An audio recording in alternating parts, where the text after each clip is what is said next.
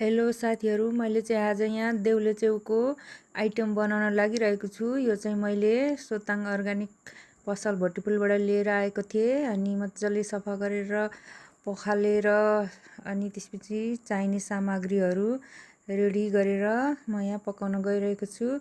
त्यसको लागि तेल हाले, प्याज हाले अनि आलु हालेर पकाउँछु नि त म प्राय। अनि आलु हाले, त्यसपछि बेसार हालेर एकछिन चलाएर अनि आलुमा मजाले बेसार लागेर अनि एकछिन भुटेपछि चट्ट पारेर धोएर पखालेर राखेको देउले च्याउ चाहिँ लाएर अनि मजाले सबैतिर बेसार पुग्ने गरी मजाले चलाएँ।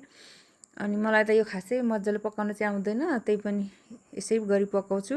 त्यसपछि टमाटर हालेँ। यो टमाटर चाहिँ अचेलको मोटो हुन्छ नि त, अनि मजाले टाइममा पाक्दैन फ्यात्त भएर, त्यही भएर सँगसँगै जस्तो लाएको थिएँ। अनि यो च्याउमा पनि धेरै पानी आउँछ, पानी सुकुन्जेलमा टमाटर पनि पाक्छ भनेर अनि चट्ट पारेर त्यसरी लाएर अनि मजाले भित्र पुग्ने गरी अनि च्याउले छोपेर टमाटर लाएर अनि त्यसपछि ढक्कनले छोपिदिएँ। अनि त्यस पछाडि एकछिन पछाडि अनि पाकेर पानी पनि अलिक सुकेर यस्तो भयो।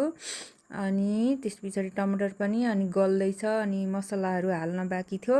अनि मसलाको लागि चाहिँ अनि अदुवा लसुनको पेस्ट लगाएँ। अनि अदुवा लसुनको पेस्ट पछाडि अनि ढुटो मसला, कुटेर राखेको ढुटो मसला हालेँ। अनि मसला चाहिँ म अलिक बेसी नै लाउँछु, किनभने फाइदा हुन्छ अरे मसला धेरै खाँदा पनि। अनि त्यस पछाडि अर्ग्यानिक मसला हो नि त आफैले बनाएको, त्यही भएर अनि त्यसपछि पाकेर चट्ट यस्तो भयो।